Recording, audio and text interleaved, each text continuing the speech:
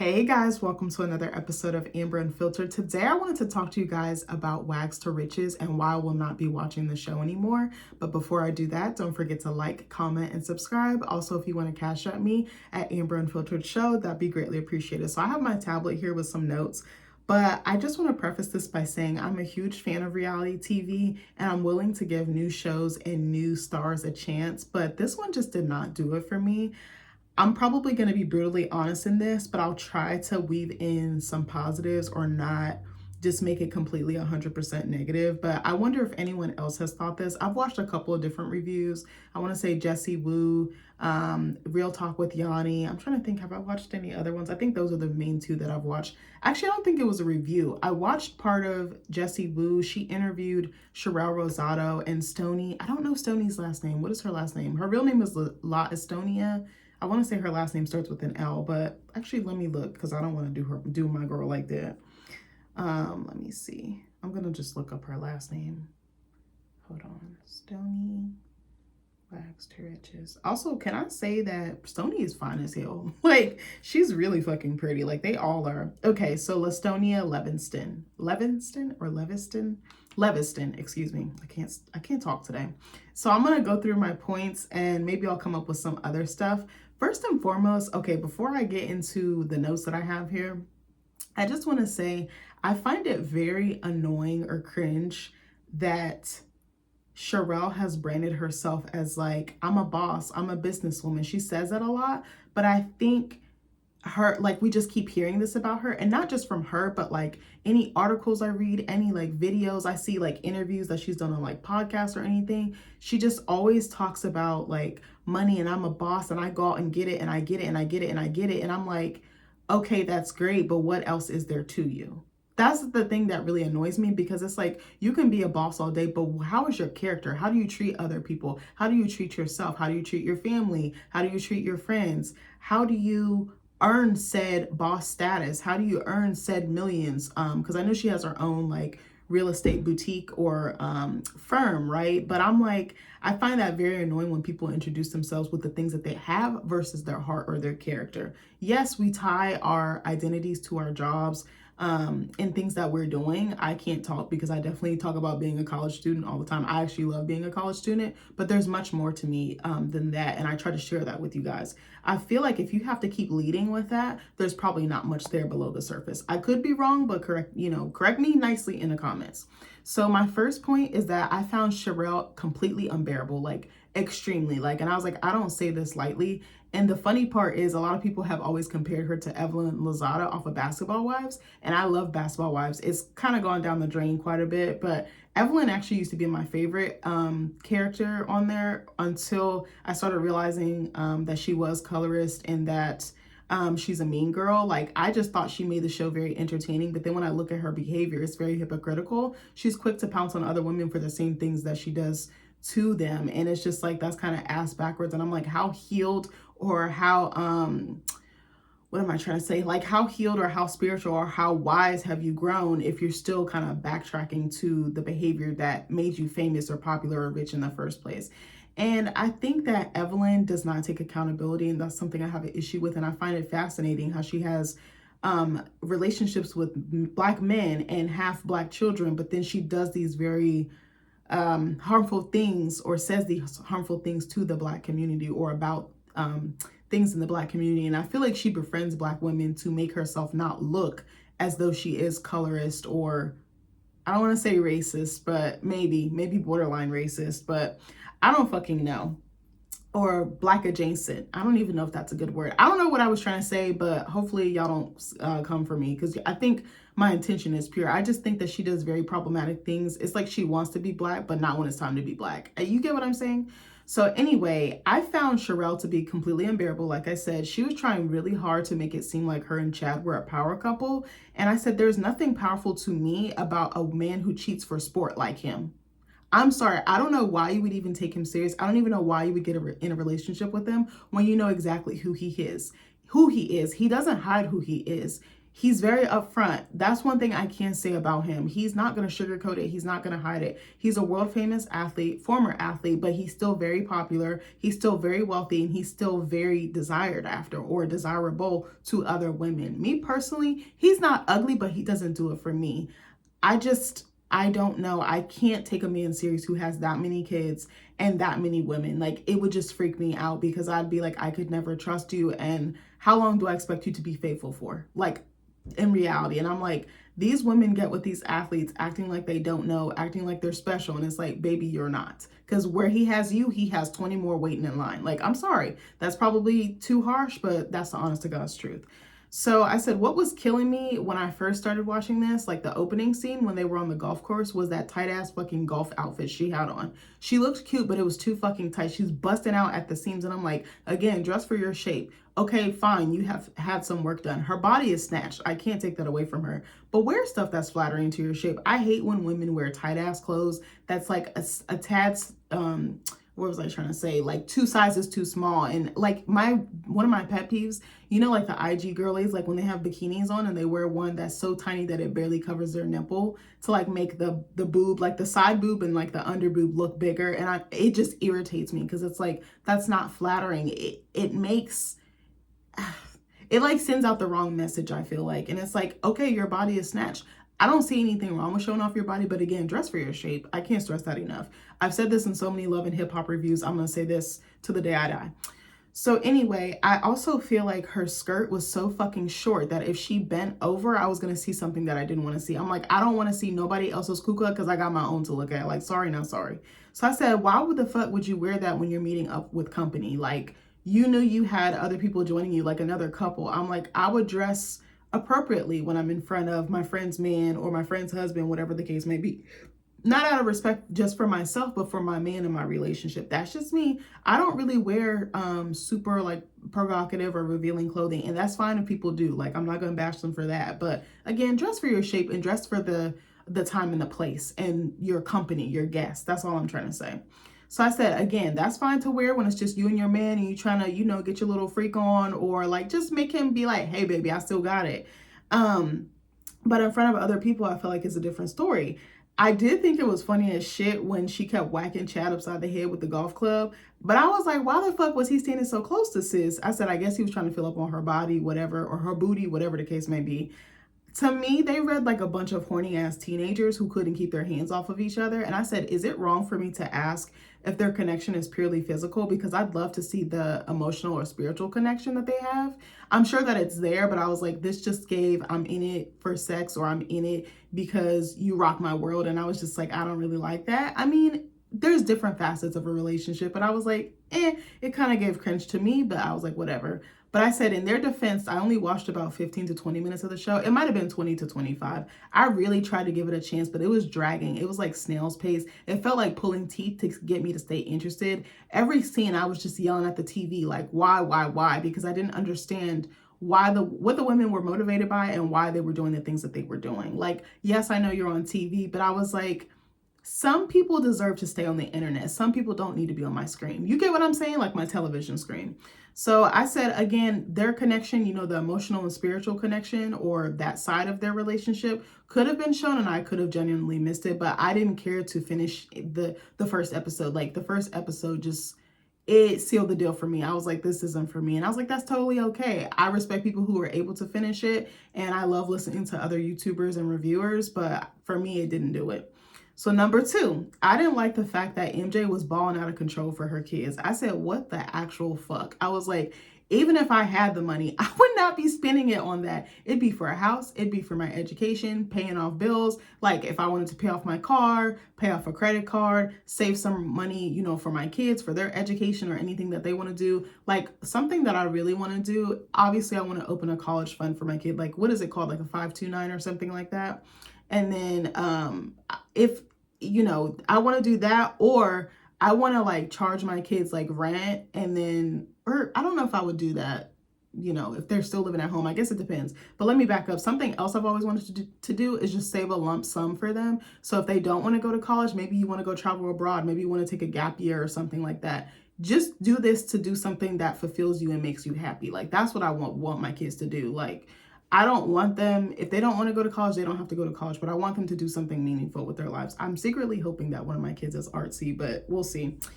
So, I feel like spending thousands of dollars for a diamond chain for a baby who won't remember, by the way, was a little ludicrous, no pun intended.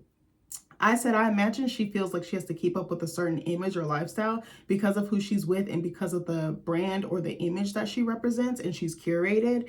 And I said, this scene very much gave Keeping Up with the Joneses, and I'm totally not into that. As I said in my stunt and culture video, I was like, I'm just so opposed to it. I think it's the dumbest shit ever to ball out of control and act like you are living a certain way when you're really not, especially for people who probably won't be there for the long haul, probably don't care, and probably would rob you blind in a heartbeat. Like, come on. Like, I'm like, if to me, when you advertise that type of flashiness, you're almost inviting someone to come take it away from you. That's my thought. I could be totally wrong, but not that I wish robbery on those types of people, but I'm like, you'll never see me post stuff that I really have like that. And even if I do, it's very calculated. I've sat and thought about this before I posted it, and like hid certain things like addresses, license plates, stuff like that. Like one time I posted I bought a new car on my Facebook, but obviously I did it from the side. You can't see the license plate. You don't know like logistics of my car. Like, I'm smart about it, and I never post my location until after I've already left. That is my one big rule.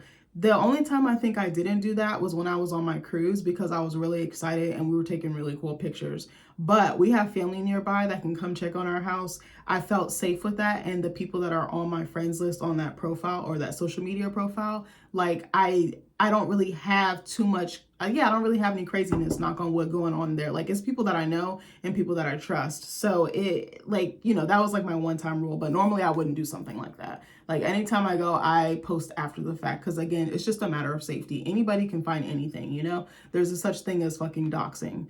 Actually, yeah, my husband was telling me that like big time streamers like always get the feds like caught on them and they do raids. And I was like, bro, I didn't even know this. I was like, that is kind of dangerous. Like, you are streaming from the comfort of your home and it takes 2 seconds for someone to find out where you live, which is so scary to me. Like, I couldn't do it, but shout out to those people that are, and I wish them safety, because that is not a fun position to be in.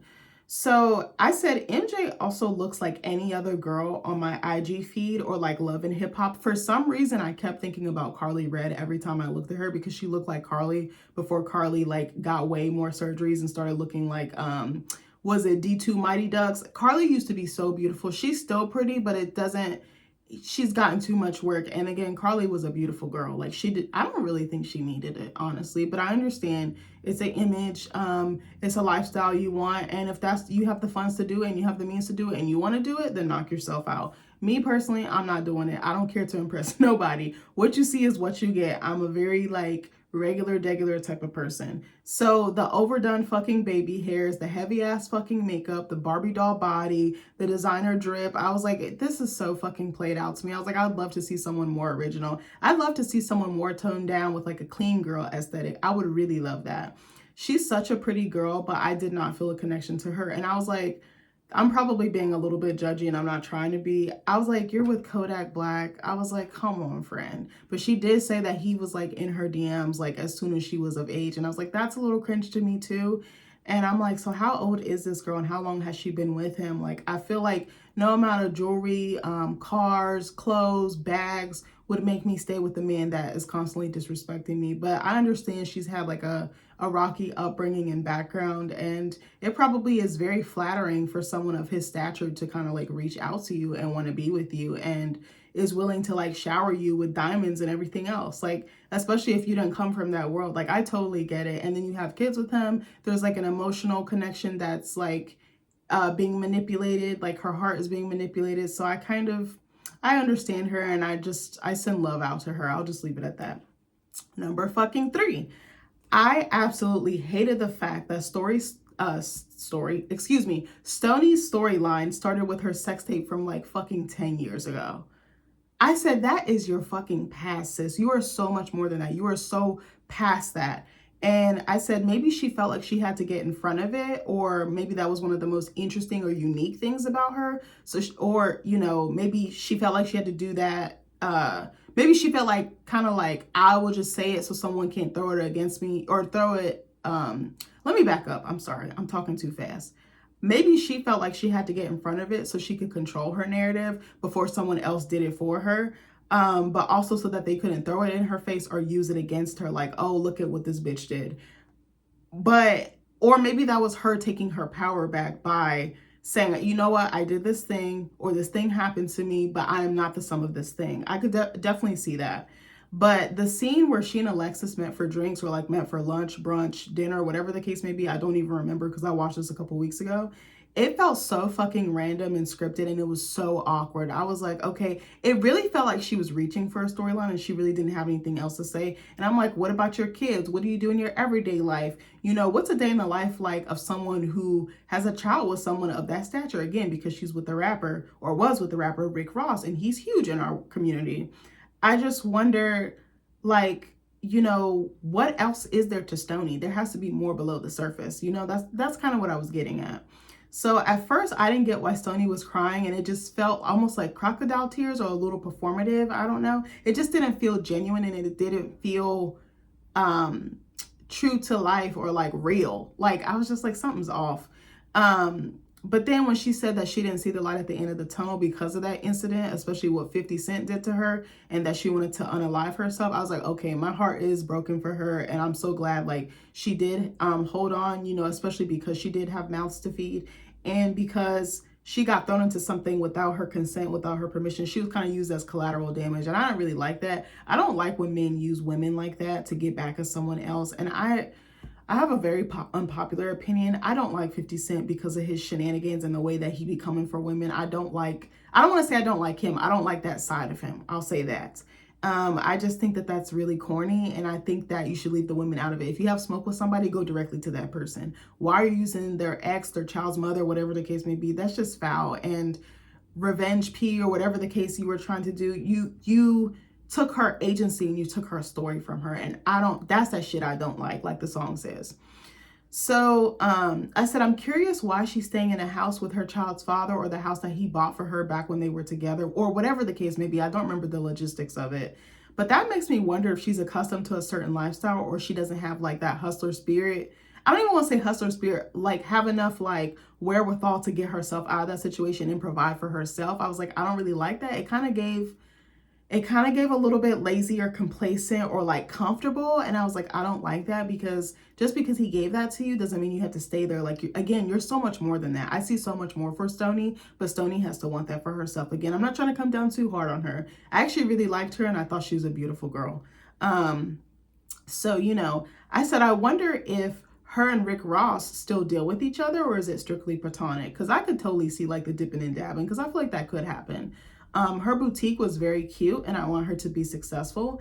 It seems like she might need to hire help, like she needs employees. She might need like a business manager or an agent or an assistant. I was like, she needs some employees in that store, even if it's part-time, just having someone help you package stuff, pick looks, dress up the mannequins, get a bigger brick and mortar. Like, she really needs help. I really could see her taking it far, but she has to really buckle down and like roll up her sleeves and get in that mud. Like, she has to do it. She has a very good business idea, but she needs help with the execution and like the longevity and like the maintenance of it, I feel like.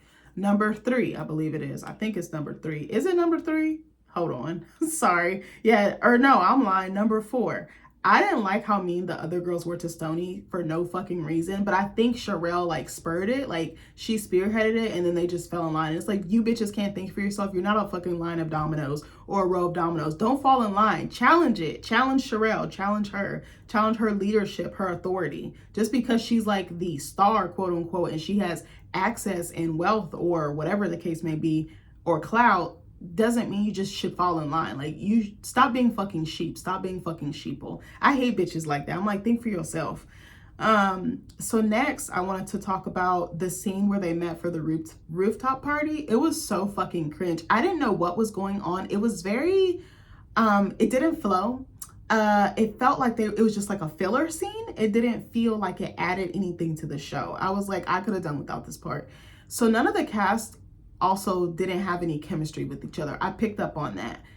even when they were like in smaller groups, they really didn't have chemistry. Even on Real Housewives of Atlanta, they still have chemistry with each other. Basketball Wives, some of them still genuinely like each other and have friendship. I'm trying to think of other shows that I watched. Yeah, all the Love and Hip Hop spinoffs. Some of them just have had long-standing relationships or friendships, even if it's been fractured and broken, but you can still see underneath of it, there is something there. None of them really seemed to like each other, or really, it was just like, yeah, I just got to film with her. Like, this is a job. And it's just like, I don't like that, because I want to see some type of camaraderie or something there.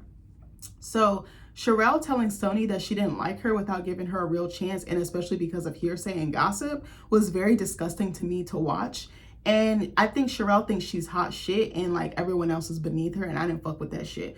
I do not like people with big egos. That is another pet peeve of mine, because you are nobody. All this shit that you earn in this life, you can't take into the next one. So again, your heart and your mind are the only things you have. Like your character is the currency that will get you, you know, where you want to be in life. That is, to me, that is gold. That is valuable. Not things, not bags, not jewelry, not men, not cars, not houses, whatever the case, not vacations, not private jets. That shit does not mean anything.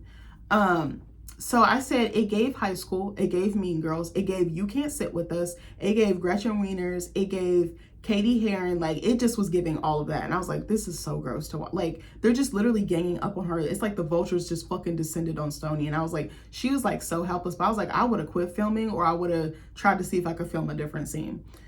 So even in the earlier scene, I forgot whose house they went to. Again, that tells you how memorable these women were. I can't even remember names, and I'm usually very good with names.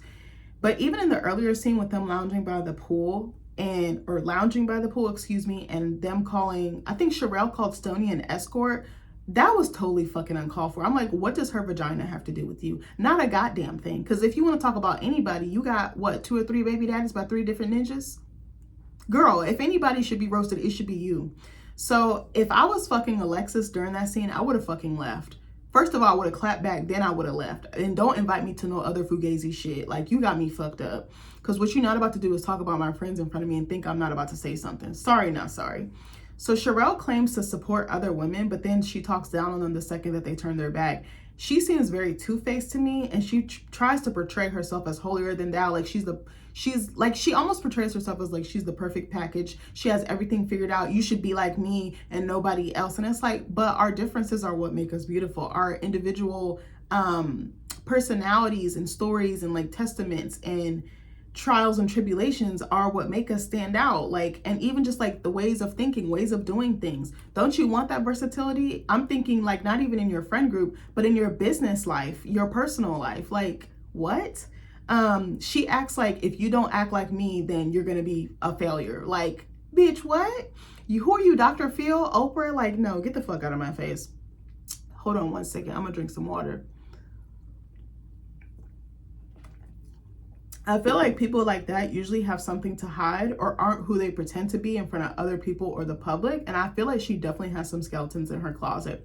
What's crazy is I watched her Carlos King interview, and she came across as very likable, very down to earth. I had heard little rumblings about her, and I heard she kind of was like either favored or not on the internet. It was like one or the other. And I was like, oh, she seemed cool here. But then when I see her on the show, I'm like, this kind of counteracts what I saw there. So again, are we getting your representative, or are we getting the real you? Going back to the rooftop scene, the interactions between the husbands of some of these ladies, or like the fiancés or the boyfriends, seemed very forced. I didn't understand why the fuck, I didn't understand why the fuck we had Tyreek Hill on there, given his track of, oh my God, I can't talk. Given his track record of infidelity and knocking women up outside of his marriage. I think he had like several women pregnant at the same time, and he's already got a bunch of fucking kids. And I'm like, you just got married and you have all these fucking problems. It's a no for me, dog. Why don't women run when they see men like this? Like, I would be like a track star, like the song says. So I felt like Tyreek was trying to portray himself to be like the good guy or the doting husband. Like, I support my wife. Chad, why you not here for Sherelle on her big night? And it's like, you can support your wife by showing up to events, but by being faithful, that's a way of supporting her too. Did you not know that? Like, having kids outside of your marriage is not supporting your wife. That's not big upping your wife. That's shitting on your wife. That's shitting on your marriage and the fucking vows you took before God. But I fucking digress. I did not like him. He was very corny. You know, it seemed like Stoney was basically walking into the lion's den. And I said, again, that makes me question like her morals or her motives. And I'm like, I understand you want to get your business out there. I understand you want to maybe explore being a TV star or influencer or whatever the case may be. But she's so much better than this. I feel like I'd rather watch a show about just her. I don't know. I always say that about people.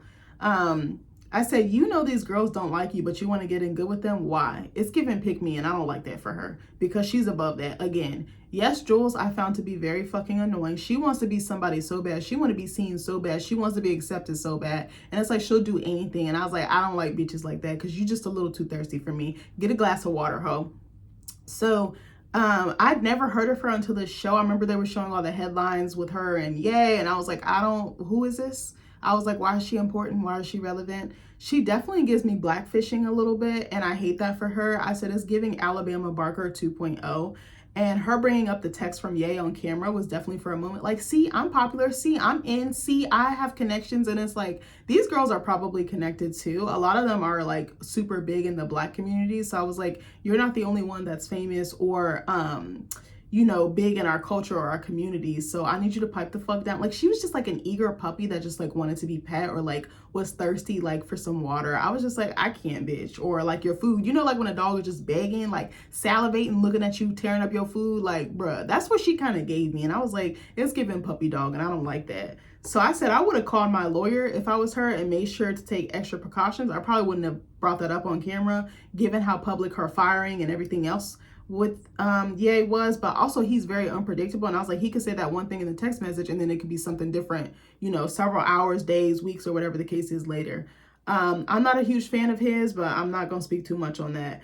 Again, her issues with him were ongoing. I don't think that they were resolved, so I probably would not have brought that up. But it seemed like, again, she didn't have anything else similar to Stoney, so she just brought this up as like, okay, this is my storyline, this is my character arc, or whatever the case may be. So I feel like a lot of these women seem to have no depth or substance to them. It was like all that glitters is not gold. That's definitely the feeling I got. I didn't like any of them, and that's a first for me as someone who loves reality TV. I liked Stoney, but I didn't like love her. Like, there's certain shows I watch, I'm like, I absolutely love them. Like for the longest time, I loved Amada on Love and Hip Hop Miami. Now I don't really like her that much. I'm trying to think, who do I like on there now? I don't know if I like any of them on there now, but there were people that I liked. I like Shay too. When they're not like turning up and doing all that extra stuff, I see like their heart underneath. I just see like woundedness, like brokenness and like trauma that just needs to be fixed. And they probably need to just take a step back from being on camera. But I like both of them. I really do. But anyway, I said, don't get me wrong. You know, I love seeing Black girls boss up. I love seeing Black women boss up and just like be bougie and rich and like living their best life. I definitely love like the caviar budget. That's why I really like Real Housewives of Atlanta, but that's even gotten a little stale to me. This show just didn't do it for me. It was just like so disingenuous. It was just so contrite or like contrived. I was like, I can't do it. I absolutely hated the formatting and like what these women stood for. It just seemed like a bunch of IG girlies who got a show but did not know how to use their platform the proper way or showcase like their versatility and their nuances, like all the hats that they wear, their day-to-day. Like, again, I didn't watch that much of it. It was just so boring to me that I couldn't do it. Like, I was just bored. Like, my husband was like, you are not reacting at all. That's so rare for me because when I watch TV, I told you guys, I'm very interactive. I'm yelling, I'm laughing, I'm cussing people out, I'm pausing it. Sometimes I rewind stuff and have him come in there and watch it and he'd be dying because just my reactions, I'm very vocal, I'm very opinionated. I know these things about myself, but this one, it was just pure silence. Like, I think maybe I commented on like one or two things, like when Stoney cried and when MJ was getting that chain for her baby. I was like, why the fuck would she waste money like that? And then it was crazy to me that she had to call Kodak to like get it cleared through him. And I'm like, so you don't have your own money? Like, not even your own money, but like your own car. Like, maybe I am thinking that. Like, I was like, so you have to call him for money? So I was like, does he not give her money? Does she not make money influencing or whatever the case may be? But I was like, I don't know her story. I don't know her background. There could be something more to that. But maybe she don't want to use her money. Maybe she want to use his money. And there's nothing wrong with that. So I just feel like they didn't have anything like special or different to say. I don't know. It wasn't for me. And lastly, I feel like it painted Black women in the worst light possible. Now, it's not the only show to do that. And again, I watch some shows that paint women in very bad light, especially Black women, like Basketball Wives, Love and Hip Hop, all those spinoffs and things like that. But I feel like this is one of the worst depictions or portrayals I've seen in a while, just because like I said, it was just empty. It was missing that heart. It was missing that depth. And I might catch flack for saying this, but I really hope there's not a season 2. I hate to say that. I hope that they're successful in all their business endeavors and other things that they've got going on outside the show, but I did not like it. I don't know. I just couldn't get into it. And I was like, this is so rare for me. And I was like, maybe I should give it another episode or, you know, a couple more episodes, but it didn't do it. I was like, it's trying way too hard. And I was like, I can't. Obviously, I know these things are scripted and I know that there's some real life tied into like produced or staged or scripted, but it just didn't do it for me. I was like, oh my God, is something wrong with me? Because I was like, how were other people able to get through the other episodes? Because I was like, I struggled to get through episode 1. And I was like, if I'm doing all this, like, can't pay attention, keep pausing it, you know, wishing I was watching something else on my phone, you know, looking at the dog, looking at my husband. I was like, that tells me right there, this isn't for me. And that's okay. But anyways, I love you guys. And I wonder, you know, what you guys think. Let me know in the comments. Are you watching W.A.G.s to Riches? Have you completed it? Do you plan on watching it? Let me know and I'll see you guys later. Bye.